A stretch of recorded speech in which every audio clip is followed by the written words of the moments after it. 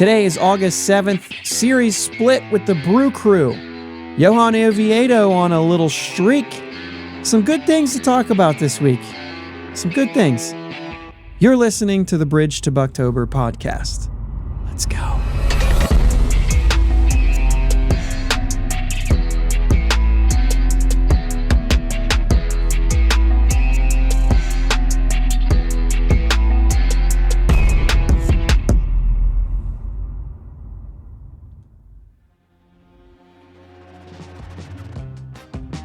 Yins guys, thank you for listening to the Bridge to Buctober podcast, where we talk all about them Pittsburgh Pirates and that. My name is Josh, and I'm joined as always by my brother Jake. What's up, Jake? Hey man, how's it going? We actually have some good things to talk about today a little bit. Yeah? We're going to try to focus in on those things a little bit. This should be a good episode. Like, good in that way. Yeah. This should be a quality episode. I see what you did there, and I liked it. Little Johan Oviedo to talk about, a little how's it going lately kind of thing. Maybe some updates on some stuff. A series split on the road. I think a 4-game series on the road to split that. I'm always going to be happy with that. Or at least I'll say I'm always going to be satisfied with that. You know what I mean? But just a couple other things that we saw that we liked. Yeah, for sure. Now, that's still some things that need ironed out. It's not exclusive, right? It's not exclusive. Right. We're not definitely saying that there's nothing bad to talk about, but just in general, we feel like there's a lot of good things that we could talk about. And we've, maybe me specifically, a little bit negative recently, and just kind of focusing in on some of those things in particular. And so I think it's a good idea to kind of step back and say, okay, well, maybe there's some places we can give some credit where it's due. Yeah. Been really hard on a few players, and one of them is gone. So he's losing games for other teams now. I wonder who got yelled at for giving up that Freeman bomb. Yeah, or the Ahmed Rosario bomb, that's fine. Not going to say any names because we don't need. I said before, we can just leave his name out of this podcast. But if you've listened to us, you know who we're talking about, or if you've been watching. But I wanted to focus on maybe a few good things. Yeah, I like this week. So I'm here for that. Yeah, man, crazy weekend. Just in general, we're getting ready for a little bit of a vacation. You know me enough to know I'm not real great with like vacation.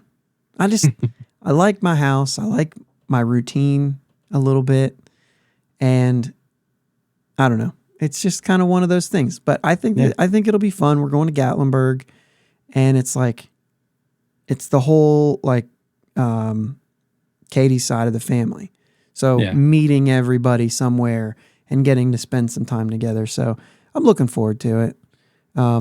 Leaving early, coincidentally, because I have to be back. But in general, a week off of work, that sort of thing is it's good. But I'll be back Thursday. I'll be back for late Thursday night or at some point Thursday night. So we'll see where we're headed there. But I don't know. That's all I got. Let's get into baseball. If you're good for that, let's get into baseball. Yeah, I'm good, man. Brewers series split. We already talked a little bit on Friday's show about Mitch Keller in the 14-1 game that happened on Thursday. So if you guys want to catch any of that and hear any of that, like I said, maybe a little bit of negativity there coming on Friday, but go check out Friday's show when you're done with this one. Go check that out if you didn't listen to it. All the listens are well appreciated from you guys.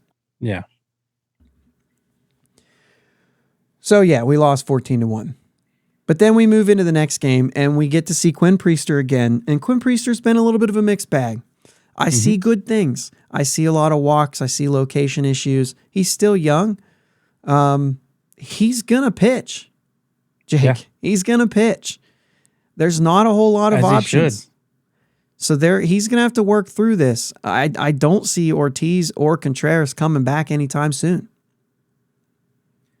Yeah, I don't know. I don't really know what the deal is with Contreras. I don't know. There was so much good and so much hope there, and it's just all of a sudden gone. But the thing is once because he's been there, right? And he's gone through it. Mm-hmm. And they did the whole bullpen thing. That didn't work out. So he's going to work this thing out. And he's not coming back until they feel like they've gotten something. He's not going to be well, now what do we do? Well, we've got Contreras, bring him up. I think they're going to he can be really good. Yeah. And because of that, I think they're willing to take their time with him, and I think they should. Yeah, absolutely. I mean, it's not like we're playing for a division title. Well, so it doesn't really matter. No, but if you were, I don't know that still would be you'd still be like, we can't afford to bring him up. Right, but I'm just saying, like, right. Take your time and like get him right. Yeah, and that's right. And I think it's more from my standpoint too. I think it's more because he still could be an important piece of this rotation. And now maybe you're just hoping he's a 4 guy, you know what I mean, instead of a 2. And right. Yeah. With Skeens coming in and hoping as we go that maybe that'll be a guy that steps in, and now, you know what I'm saying? But we've got our question marks about the guys that we thought we were really excited about. And which is the way it goes too. Yeah, I mean, you're right. Baseball. You got to show up and you got to perform. It doesn't always work. Yeah, and we talk about this all the time. Like, we can be really excited about a player because we see good things from that player, but ultimately execution has to happen. Yeah. And it's hard to execute at the major league level. And you can still talk about whether you think the talent is there and all of that stuff, but execution is still the number one thing. The talent is there. We're done talking about that. We know it's there. You can't say, well, he's like, Mitch Keller in particular. You can't say like, well, he's just not a good pitcher. No, he has the stuff to be a good pitcher. Right. He has the stuff to be a really good pitcher. Mm-hmm. But he has to execute. Yeah. And I think that's the biggest thing. And that's what he struggled to do consistently at this level. He had his best run so far, but now he needs to get back to that. Yeah, and it's not even all execution. It's identifying the issues when there are issues. You can't. I don't know. Yeah. I'm throwing my best stuff and it's getting hit. Right. That's it. That's all I got. Like, and you have to identify what's going on and address it. And that's not all falling on him either. That's falling on the coaching staff. That's falling on the development team. That's falling on all those guys. That's what they're for. What's going on? Like, why hasn't this been addressed? And if it has, why hasn't he made the adjustment? So, I mean, all that. We're waiting for it, man. We're just waiting to see the what's the word I'm looking for? The correction, the improvements. Like, where are they at? Yeah. And execution, those are all great points. I'm not gonna. The next thing I say is not to say that anything you said is wrong. You're 100% right. But I'm even saying just big picture execution, which all that is included in. But I appreciate you breaking that down, because that's exactly what we're talking about. Mm-hmm. Yeah. So either way, you get the 8-4 win. Hang on one second. Had to cough there. 8-4 win. Brian Reynolds 3 hits. Mm-hmm. Rivas 3 hits. Double away from the cycle. They were both. Well, he was a double and Reynolds was a triple. Right. Which, if you ask my wife, by the way, you're never almost hit a cycle until you have a triple. Until you have a triple. Don't even tell me you're anywhere near it until you get the triple. Once you get the triple, you can be a double away. But didn't Reynolds, wasn't his last hit in his last at bat though? No, I I don't think So so. when he got up, he was a triple away. He had a Yes. chance. Okay. Yes. They both had a chance with an at-bat left. Yeah, I don't know what I was thinking there. I was like, well, I didn't remember that. But either way, great to see Reynolds. And that's been a consistent thing. We've been kind of looking at that. And, spoiler all the way to the end of the series. Last 7 games for Reynolds, 423, 464, 808. He's got 3 home runs in his last 7 games. And he's starting to show up a little bit. Yeah. All of a sudden you look up and you're like, okay, 14 homers. All right, we've got 2 months essentially left. Not quite, but essentially. We've got 2 months left. 14 homers, like he can legitimately, if he gets up to over 20 home runs, you're still liking what you're seeing despite a kind of a weird year from Reynolds again. Yeah. It's not like one of those really bad seasons, but we were expecting a big season. And you're kind of somewhere in the middle of that. And I think you're still at the end of the year, you may look back and say, hey, this is still another good year from Reynolds. Yeah. It's still another good year. Yeah, as long as you don't break it down and look at like the big highs and lows. Well, but even if you do, I mean, I think big picture, Right. which is kind of an interesting thing as you move into talking about maybe somebody like Jack Sawinski, who we know is the polarizing player on this team, where we say, well, yeah, his numbers are there, big picture numbers are there, but it's definitely a roller coaster with a guy like Jack Sawinski. I think part of that is the fact that we're hitting him lead off, and it's kind of unfair to him, but he is a very Josh Bell type, feast or famine type player.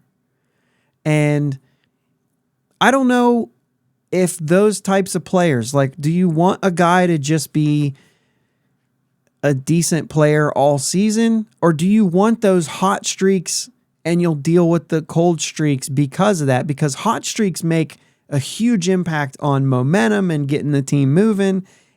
And if you can do that and you go cold, if somebody else can be hot, you see what I'm saying here? Yeah. Yeah. But if you've got a team full of guys that are hot and cold, I think that's a problem. Yeah. 100%. And you want Brian Reynolds to be one of those steady guys. Yeah. And I think for the most part he is, but this season will be a hot and cold story.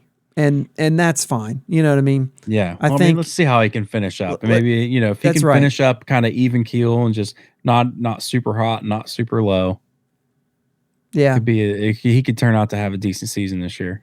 Yeah, and I think a guy like Jack Sawinski, it is big picture. When you look back, you're going to say, overall, not a bad year, assuming he has another hot streak in him, right? Right. You're going to say, overall, not a bad year from Jack Sawinski. It looks good. But those of us who watch the games day in and day out know that it's a little bit of a, like, even if he puts up the numbers to say he's one of the top 3 guys on the team, I still don't feel good about him being a guy I rely on as a top 3 guy because of the cold streaks, because they're ice cold. This is a guy who needs to hit 5th or 6th in the lineup and let the hot streaks be great, but he's not a guy that I want to rely on in this lineup. And you want to see somebody like Henry Davis kind of develop into one of those guys. Yeah. Endy Rodriguez, these bigger guys that we're bringing up now. And Endy's a guy who's really looked good. 3 hits. Yeah, I don't mind jumping into that. 3 hits in the game Sunday, including the home run and a double, right? No, 2 singles. He had the bunt single, the single, and the home run. He shows signs of what we're looking for. Right. And I think he's starting to kind of catch on. Henry Davis had 1 good game in this series, but overall the average keeps dipping for him. But I still think, even when he's going bad, when I watch his at-bats, I still think he's not overmatched. He's still in it. Yeah, and I think he's striking the ball well. He's just getting a little unlucky. He's hitting the ball right at people. Couple strikeouts today, but I was like, nah, but that's a good pitch. You know what I mean? Like when I see that, I mean, I don't know. The struggle's a struggle, and it's going to look like a struggle, but for the most part. Yeah. So I'll go back 1 game. The game that we should have won 2-1 the 10-inning game, you had a start there from the new guy, Bailey Falter. Mm-hmm. Goes 4 innings, gives up a run, walks a guy, 2 Ks. He gives up 6 hits though in 4 innings. That was a little uneasy, but soft throwing lefty.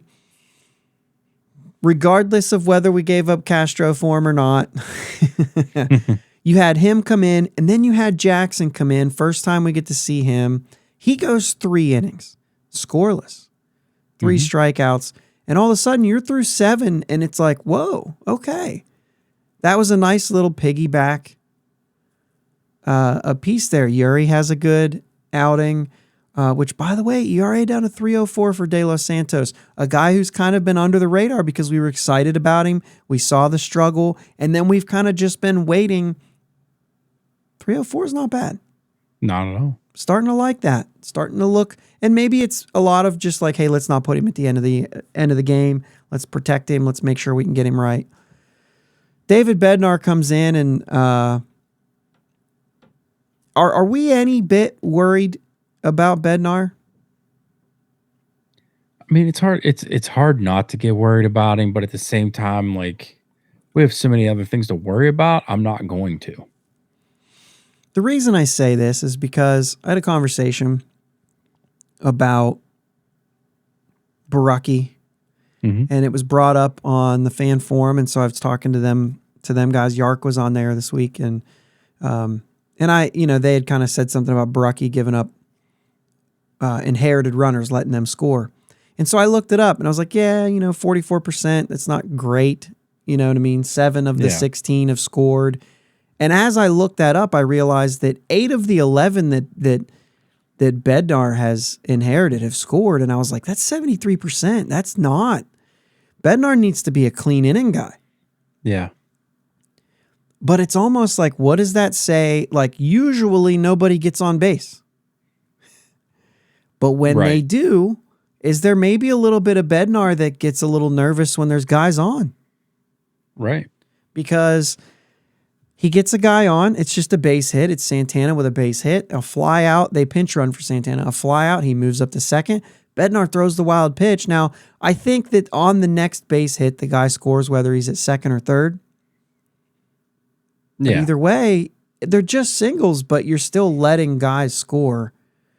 And Bednar's kind of a guy who relies on the strikeout pitch, doesn't strike anybody out, and gives up the run, blows the save, and then ultimately we lose it in the 10th, which you start with a guy on second, man.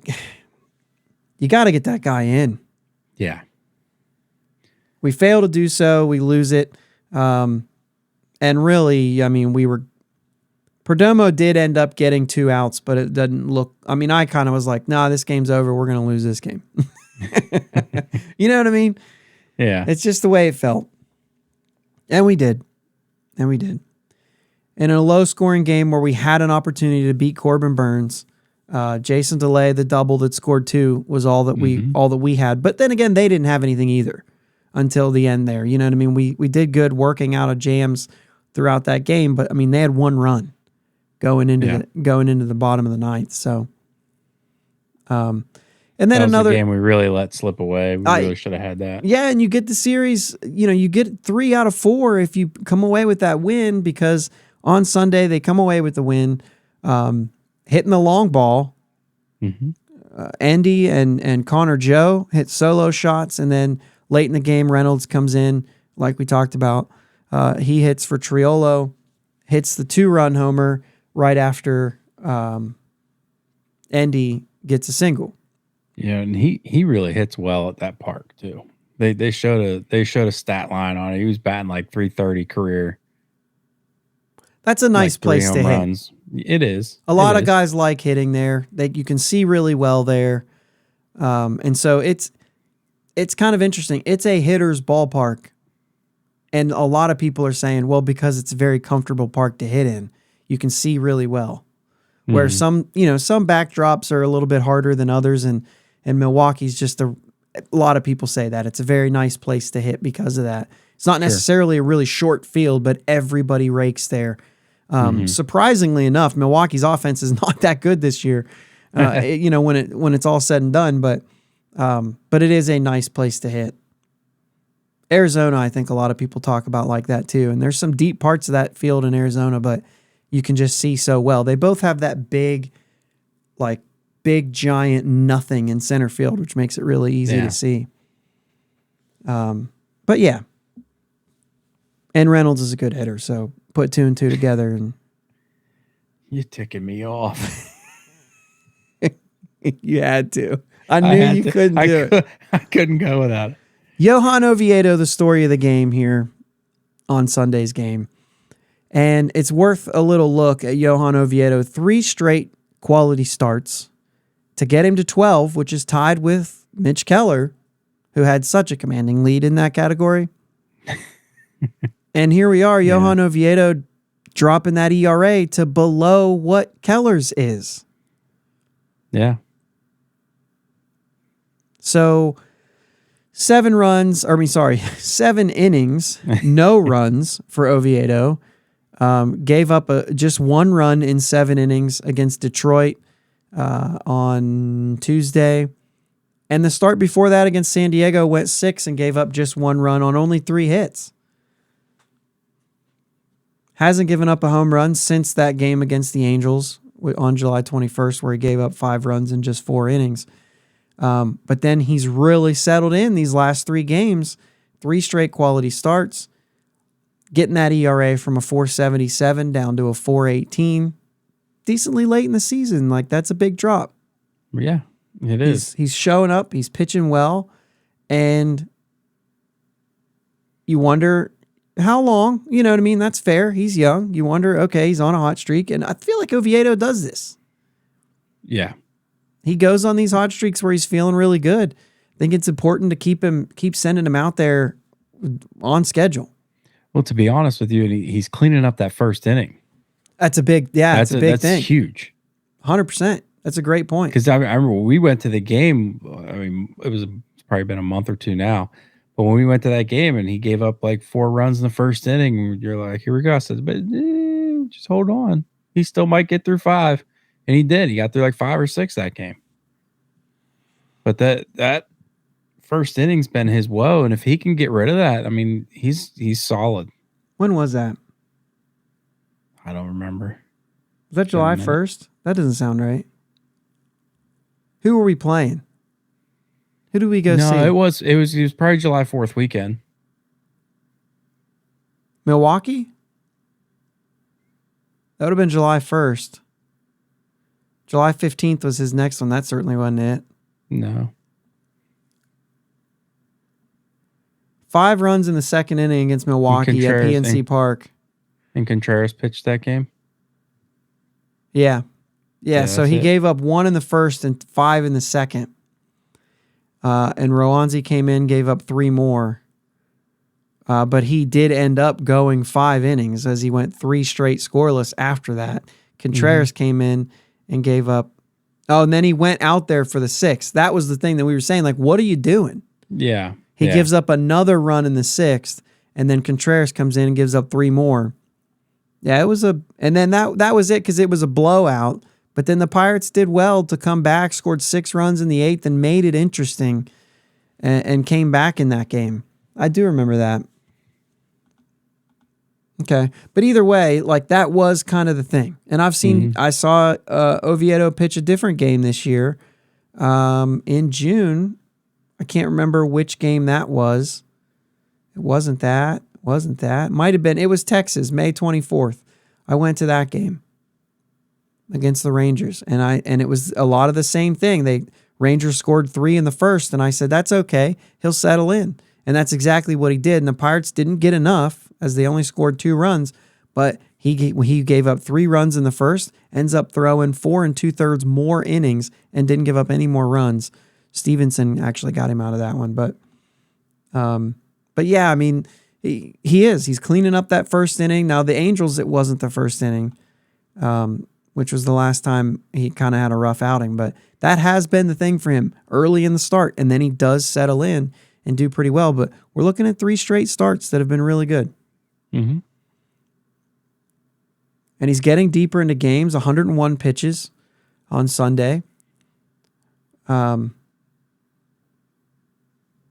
He's definitely a guy I'm looking for. Like, this is a guy that I'm saying, yeah, he's part of this team next year as we take a look at. I mean, we've got a lot of names now.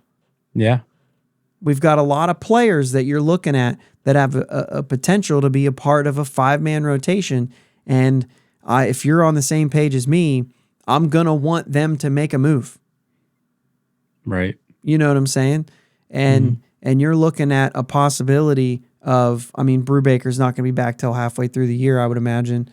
But if Contreras is in this, Falter's in it right now. So I'm just naming names, right? And I'm going down through the thing here. Mitch Keller, Luis Ortiz, Oviedo, Quinn Priester, Velasquez is gone. But, I mean, that's 6 guys right there, and we're not done. We know that we need to add to this rotation, and you've already got 6 guys that are considered as part of this rotation. Not to mention if you want to consider guys like Jared Jones, who we think will show up at some point next year, maybe this year.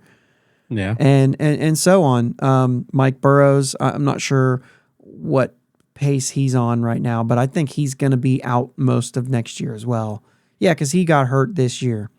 So same sort of thing. Oh, and Beto. That was the other one I didn't mention. So you're talking about 7 guys that are on this team that have a chance of saying like, oh, I'd like to be considered. Right. And maybe we're not excited about some of these guys, but I'm just saying they are saying we'd like to be considered. And I still would like to see this team add a couple and make these guys earn it. Oviedo looks to me like, well, he's got a really good shot. Yeah. I mean, if you were going to add 2, and of those 7 names I just named, who would you like to be in there? Because if you'd like to have Keller, Oviedo, Ortiz, and Contreras in there, well, that's 4. Right. You know what I mean? Mm-hmm. So you start to talk about that and you start to say, okay, these guys are going to have to realize that they're playing for something here. Yeah, and you're to me, you're looking at 3 of these guys are almost locks for going into next year. You're looking at Keller, Priester, and to me, Oviedo. As long as he can continue to show these signs. I mean, he might have another bad outing. I mean, that's fine. I'm not gonna. Well, you're not gonna hold that against. But right now he's the front runner. Right. So I mean, I see those 3 guys, and then you go from there. Priester right now isn't showing that he deserves it. He's not showing anything more than Ortiz and Contreras were at this point. He's got to really settle in, and he's nowhere near a lock for me, and neither are those other 2 guys I mentioned. To me, it's Keller and Oviedo, and I mean, they would be, because we know who's there and who we're looking forward to and whatever, and that's, I mean, maybe we're probably going a little too far down this rabbit hole. Sure. You think so? Yeah. Okay. We're not going to come up with any answers right now. But it is something to watch, because you know that if you plan on winning in 2024, they're going to have to add a couple. You're going to need depth. They added a couple last year. They're going to have to add a couple this year. Even though it was crowded coming into it, I mean, we were prepared for Ortiz and Oviedo to be part of this rotation out of the gate. A lot of us were. And then when they signed them, we were like, no, they're not going to be there, guys. They're not going to be there. And then all of a sudden it's like, oh, Brubaker's down. This, you know what I mean? And then you open up a window for Oviedo, and he's been there for most of the year. And I see him being part of it, and he's showing up a little bit right now. And this is when we can talk about that sort of thing and get excited about it. Mm-hmm. One more player just to mention as we talk about players and how guys are doing. Alika Williams. It's been a little bit of a pleasant surprise. Yeah. He's handling the bat. I mean, he's a fielder first. And that's what I like about it. We've had a lot of defensive problems at shortstop. I've got no problem with this guy showing up. I don't think I thought of this guy being a backup shortstop for this team. Yeah. This guy was not on, certainly not at the beginning of the year for obvious reasons, but not a guy that, even looking during the acquisition or anything, it was just like, okay, what is this? Right. Shown up. He's now hitting 333. He's made some really nice plays. Yeah, but like I said, defensively, that's not a surprise. We've known, right? At the acquisition, we were like, oh, okay, so a guy that can handle the defense. Well, if he can hit, he's really going to help this team. But I hadn't seen it. You know what I mean? I got you. I like to see it. It sounded like there was more coming after that. there was going to be, and then it's like I lost train of thought. So I just ended it. I like to see it. And then I'm like sitting here waiting. Yeah. There's nothing there. Nothing there. Yeah. But even just in the game where, the Corbin Burns game, 1 for 1. Just a simple 1 for 1, but with 3 walks. And that's been kind of a thing that he's been doing. Mm-hmm. Just seems like he's, what in the world? Okay, this is the second time that we've been doing something, and I've been on the MLB site, and I've gotten some weird pop-up. MLB, get your act together. There's some different advertisements going on your site that maybe shouldn't be happening. I'm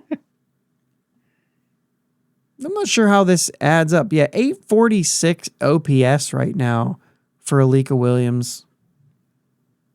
Very small sample, but so far, like to see the way that he's handling things. Mm-hmm. And to get a guy there who can handle the defense and not worrying about that.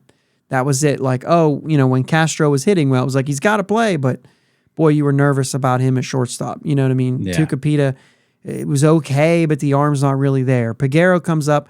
He's got a history of making a ton of errors. The arm was there. He was actually looking good, and I felt good about that. But then Alika Williams comes up, and it's like, okay, you have a shortstop now.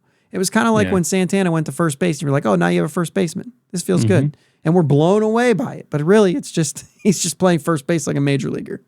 Right. Peguero's looked really well at second, too. The arm for the double plays. Yeah, I was supposed to say, like the way he turns double plays. He hasn't been screwing up defensively. No. But beware, you make an error, and you're gone. That's what happened to Gonzalez. So, no, and I got that. And we talked through that. Vinny Capra has been sent down whenever they added Falter. So I think that was always the thing. And they were just saying, well, Gonzalez, get down there and start getting some playing time. You're going down anyway. Yeah. So, I think I kind of understand that situation. And the way that it happened, I understand why they allowed Capra to stick around for a few more days rather than Gonzalez. So Nick Gonzalez will be back. I think that was a good taste for him. Maybe a good idea of, here's what, you already know you can't strike out that much, but here's a little bit of what to work on. Mm-hmm. So how the Pirates doing in general? Well, because we've been obviously down, and I don't know if it was on Friday's show or last Monday's when I just said they're not a good team right now. Just not good. And you pointed out, yeah, but they're going to come around. Like, we understand that right now Henry Davis is hitting 219. He's not a 219 hitter. Right. He's got to go through some growth, and we get that. But in their last 12 games, the Pirates are 7-5. They won a couple series. They split a series. And they're not really playing all that bad of baseball. Split 2 series, back-to-back series, right? They've split the 2-game series, then the 4-game series. Granted, they've got a series coming up against the Braves, but a 4-game series that, that's going to be interesting. But they are playing better baseball right now. And I think within reason, I think being a 500 team is like what we said. Like, can you just give me that? Can you give me a 500 team for the rest of the way through? Showing me that you can win ball games, learning how to win ball games, trying not to get used to losing ball games. I think that's a big thing for these guys. Yeah. When you bring up these young guys a lot of times, if you're losing a lot of games, they get accustomed to it and they understand how to lose games and they can't get away from that. So, we want to see some winning. Yeah, there's growing pains. We get that, but we do want to see them winning some games. And, we're seeing that right now. Mm-hmm. You let one slip. You could have had 3 out of 4 here. Yeah. You let one slip away. as we move forward, we want to see those types of games. How are you going to win that game? There's two ways. You either lock down the save, or late in that game, you just add one more run. Mm-hmm. Give me one more. You got a 2-1 lead going deep into that game. Tack on that insurance run. And I think this is it. You know what I mean? Then, Bednar might not even give up any, but you know what I'm saying? I mean, however it happens, but you want to see them win that game somehow.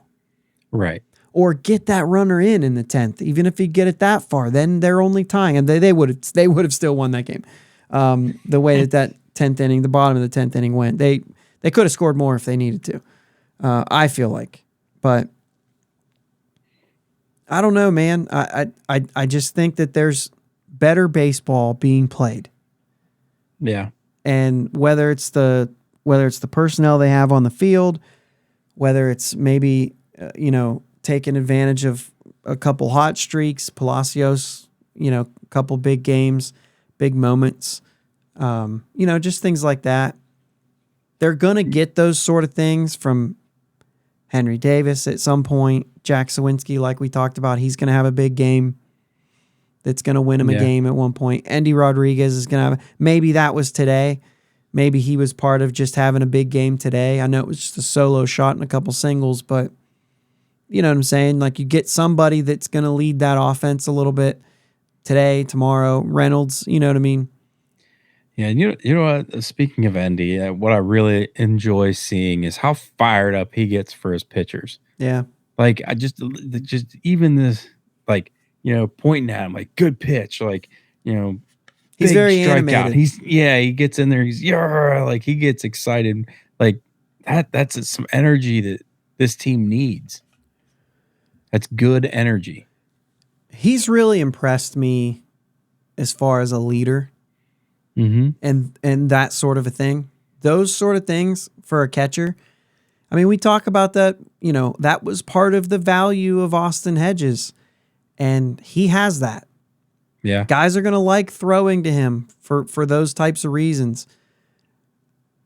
He has a mound visit today when it looked like a little bit of a jam, and he comes back in and it was lights out after that. And it was, you know what I'm saying? And it was a little bit of that leadership quality that you like to see from a catcher specifically.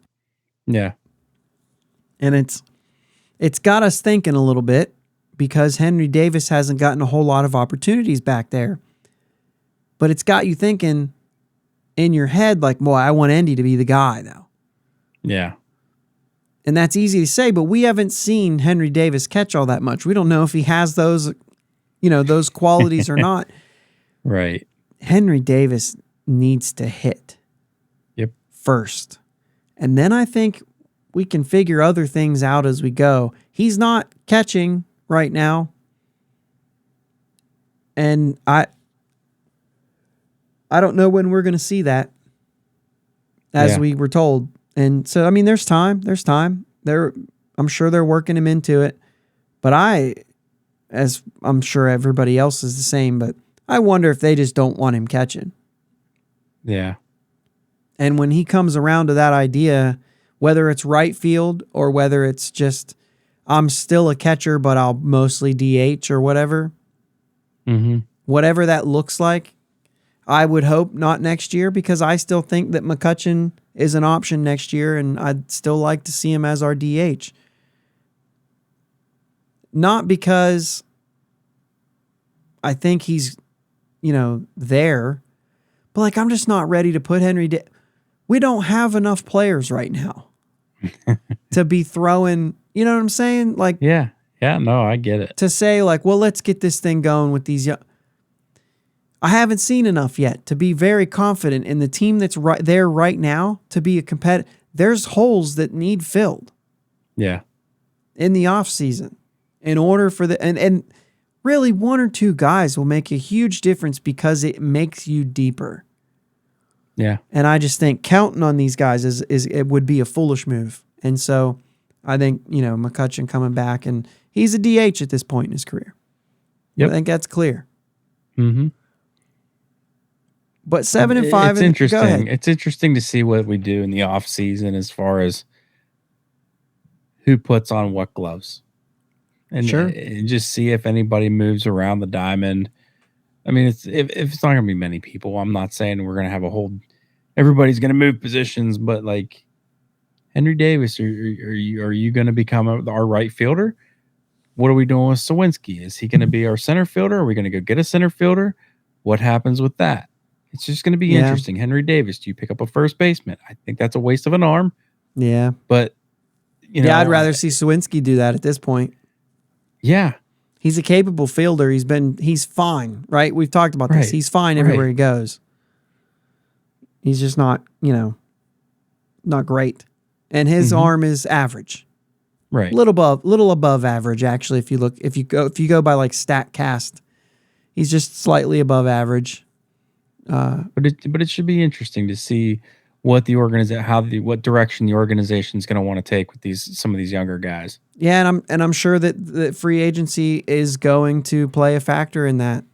I would like to see, if you're going to go for a center fielder, I'd like to see maybe a guy that you believe in to go like a 2 or 3 year contract, not a 1 year, because you do a 1 year, you're just kind of shaking things up for what reason? You know what I mean?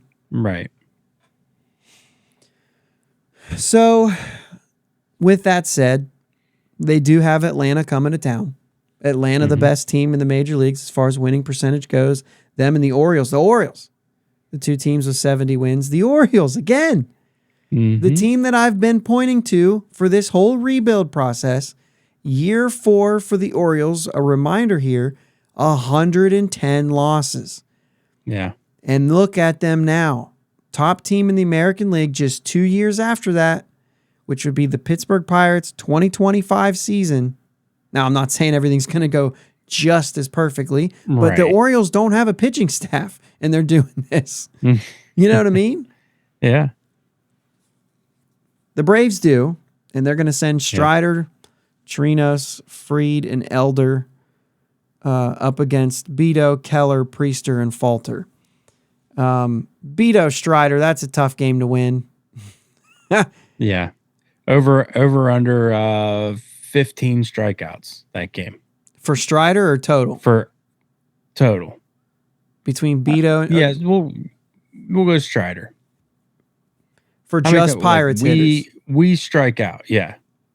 Under 15. Under 15? Under 15. I don't think he strikes out 15. Actually, we got to go 14 and a half. Sure, so over but under still, 14 and a half. I'm going to go under. I think he'll be good for 11 Ks. I'm going over. Yeah, he's there right now. Dude, he's like 50 strikeouts ahead of the next guy. I understand that, but it's just unreal. That's a huge game. 15 strikeouts. How many innings? I mean, we struck out. Are you saying he's going all 9? We struck out 14 times tonight. Sunday. But not against the starter. The starter only had 9. In 5 innings. Give me 11. 7 innings, 11 strikeouts. He's mowing us down. Yeah. At that point, that's a great game. Yeah, he's nuts, dude. He is nuts. And the Braves are nuts, and they're good. They're a good team right now. I mean, obviously, best team in the National League, best team in the major leagues. Only 39 losses. Yeah, I don't. But they've lost their last 2 though. Let's go. Yep. Kick them while they're down. Kick them while they're down. Could you split a 4-game series at home against the best team in the National League? That'd be a nice little statement. Yeah. And then Cincinnati comes to town. They've lost their last 6. They come to town on the weekend, so that's interesting too. When you're talking about how they're going to do. Yeah. But anyway. Yeah, Keller, Trinos, we're still looking for that bounce back Keller. Mm-hmm. And then game 3, Priester, Fried, that looks tough too. Elder, I don't know much about Elder. What do we got there? I don't know much about him. Okay. I don't know much about Falter either, to be fair. Yeah. Yeah. So we'll flip a coin for that one. Flip a coin for that one. But this could be a 4-game sweep, guys. And I think if it is, if you play well, I don't think that that's a terrible thing. I think, this is a really special team. who just came off 2 losses. They're not going to be happy. Right. So you never know. Wild. I don't remember who we picked for the National League, but I think we were both pretty high on Atlanta coming into this year. Yeah. So I'm looking at the time here. We got about 15 minutes left of our cap time, and we usually try to stop it before we get to 60, right? But I want to, and I haven't told you this. Did you talk to our mom today? I did. So you know a little bit. A little bit. Okay, you probably know then.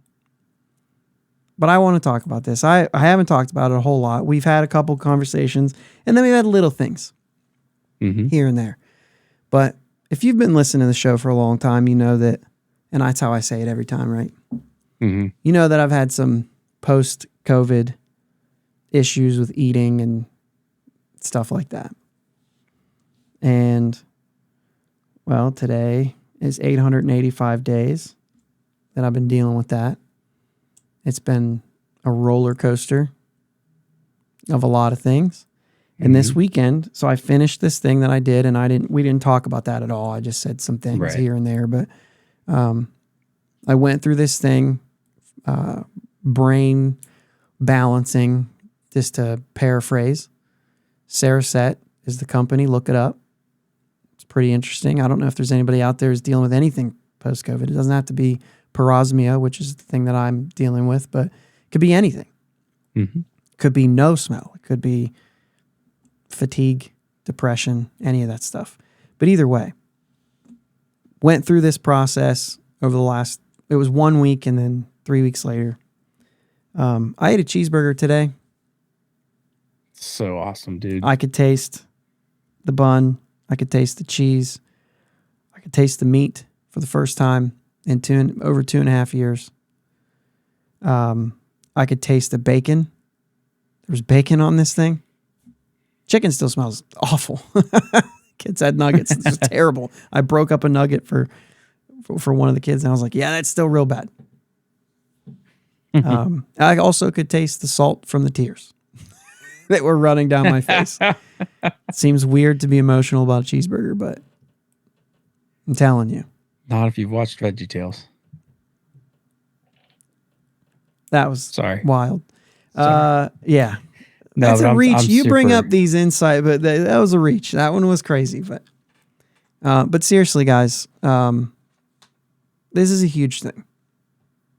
Yeah. Another one of those good things we're talking about today's episode. And I don't mind being a little excited about it. No. 885 days, you said? That's it. From the first time I smelled peanut butter at Mom's house and said, that's not good. You can't make anything with that. And Katie was like, that smells delicious. And I was like, nope, not healthy. And if you remember the Outback, we were there at Outback, and I was like, this isn't right. I got to send it back. I never send stuff back. Got to do it. Finally got it. And it was partly just the way it was cooked. But then I remember when I finally started eating, I was like, I'm not eating this. It's awful. And I just passed it off as like, I was frustrated, but I realized later, I was like, oh, wait, that was that happening. Yeah. It didn't taste good not because the steak wasn't good. You know what I mean? So, yeah, if you've been following, and I've had some conversations with a few people about it off, you know what I mean? Yeah. But just huge. Yeah. Huge moment. Man, I can't believe she told you. I wanted you to be so surprised. I mean, what did you expect? Oh, I know. You were working. So I didn't even know if you talked. Yeah, I'd talked to her on my way home from work. So Friday, I had grilled cheese for the first time. Nice. And so I was like, oh. And they actually had, so to be specific, this was Burger King. But, and it was bacon double cheeseburger, which has been one of my favorite cheeseburgers since I was a kid. You know what I mean? Yeah. Like that was, we were Burger King fans as kids. Yep. But anyway, had the grilled cheese on Friday night, and I was like, and I remember smelling the Burger King, and I was like, there's like a little hint of what I feel like I should smell. Mm-hmm. But it wasn't enough for me to take a bite of it because I had a bite of one of the kids' grilled cheese and was like, well, I think I could eat a whole one. And so I didn't want to ruin that if it was, you know what I mean? Right. So I ate a couple grilled cheese. I ate one. And I was like, I want another one. And I ate another one. And then, so for lunch the next day on Saturday, I was like, I want to do it again and make sure that it's still, you know what I mean? And to be honest with you, today I was making another grilled cheese. I'm going to tell you this right now. If you're like, really, 3 days in a row? Having this, you eat the same thing over and over and over and over and over and over and over and over and over again. Like, I can't tell you how many boxes of Pop-Tarts I've eaten. I can't tell you how many cinnamon donuts I've eaten. And it's like literally most of what I've eaten in the last 800, almost 900 days have been the same thing every day. Yeah. Donato's in town. They're doing real well. Just because of $10 a day almost comes from us. And it's listen to this, guys. I'm not kidding you. It is a cheese pizza with no sauce and none of their Parm oregano or Parm Romano shake. I can't have that. So it's literally like cheese bread, dry as can be. And I probably order that from Donato's 4 times a week, maybe 5. So it's crazy. Like we pull in and they're like, I got your order. That's like, you know what I mean? I pulled up one time last week and I always pick it up on my way to the softball field on Thursdays. Oh, you're getting it today. Yeah. Yeah, I am. Thanks. But anyway, you know, going to try another one this week. I would imagine just to see if it's still there or if today was just but like I just took a bite and then I was like, oh, so I took another bite and then I took a video to send it to you know, mom, just to say like, this is happening. And then Katie goes to do something in the car and she's like, finish that if you can. So I was like, really? I mean, it was her sandwich, but she was like, no, are you kidding me?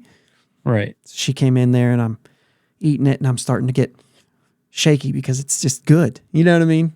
I can't believe it. She walks in and looks at me.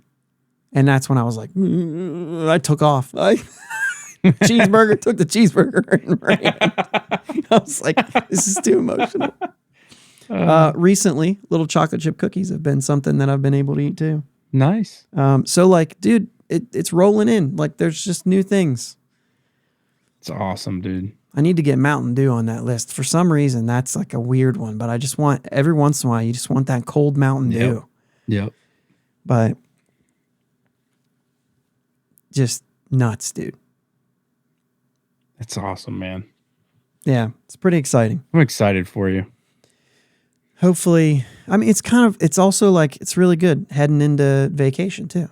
Like, I'm not going to be, I remember the last time we all went on vacation, we went to Disney and I was like, gosh, I thought I'd never be here. And I just remember going through the first day and getting back and somebody saying, I'm so hungry, right? And at Disney, they ate twice, meals. But you walk a lot, right? Yeah. And this is this isn't I'm not like, I'm not like putting it, you know, this is fine. You know what I mean? Right. Just the realization of somebody saying like, man, I'm really hungry. You know, can we do something? Can we order something? You know, and I'm over there like, yeah, we can order a pizza and I'll put on a nose clip so I can't taste it. You know what I mean? Yeah. But I said, you know, they said, man, I'm hungry, you know, and it kind of looked at me and I said, I've eaten 2 Pop-Tarts today. You walked all around Disney, right? He was like, wait, that's it? Yeah, just a pack of Pop-Tarts. I'm dying. And I just remember, you know what I mean? I just remember that and kind of being like somebody else's realization of like, oh, this is every day. Yeah, it's every day. You know what I mean? And it's just, it's crazy. I remember when I ate those 2 grilled cheeses on Friday, I was full. I was like, I couldn't eat anything else. From just 2 grilled cheeses. So pretty funny. But good day. I had 2 more today after that burger today. I ate 2 more grilled cheeses. So just kind of one of those things, man. It was just weird. Yeah. Just take a bite of something and then, you know what I mean? Just kind of looking around like, I can taste it. So cool. So if anybody here listening has anything you want to know about it, I'll let you know about it, man. I'll let you know about it. It's Cereset. I'll put it up here on the, that's how you spell it. Cereset. Northeast Columbus is where I went. Northwest Columbus. You can find it on the site, all that stuff. But I'm telling you, man, it's not fixing it, right? Right. It's not fixing this, but it gets you in a place where you can naturally heal the way that I should have a long time ago. Yeah. And it's just a brain thing. You got to read it, man. It's wild stuff that they're doing. And it's not, all they're doing is getting your brain in a good place. Yeah. And so it's the same thing for depression, anxiety. You don't sleep well. Like, I can't tell you how well I sleep after going through it. Like, it's great. It's so cool. I mean, I just like, it's fascinating to me. It's cool. It's really cool. And it's, like I said, it's not just for this. It's not just for even post-COVID stuff. It's good stuff. I mean, it's crazy stuff. I could be running on. I have a feeling that probably only half of our listeners listen to this whole podcast anyway.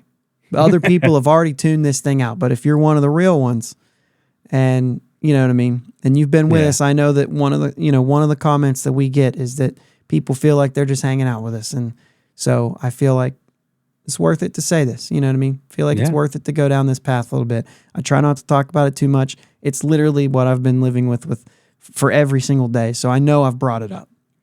Yeah. I feel like I never bring it up, but I'm sure it's come up probably more than I think. But I don't know. It's a crazy day for me. Love it, man. Crazy day. This is a day to celebrate, I guess. Yeah. So thanks for letting me talk about it. For sure, man. Excited for you, dude. I'm excited for, you know, some of the stuff that we have coming up where we're going to be together, like in Cincinnati. Yeah. You know, like, dude, if I could have a steak. Team dinner is going to be, you know, a lot better with you being able to eat. If I could have a steak. Man. Yeah. Let's go Bucks. Let's go Bucks, man. Thanks, guys. Thanks for listening to my dad and Uncle Jake on the Bridge to Buctober podcast. Follow them on Twitter, Facebook, and Instagram at Bridge2Buctober. Don't forget to subscribe so you know when new episodes are released. Clear the deck, cannonball coming, and let's go Bucks.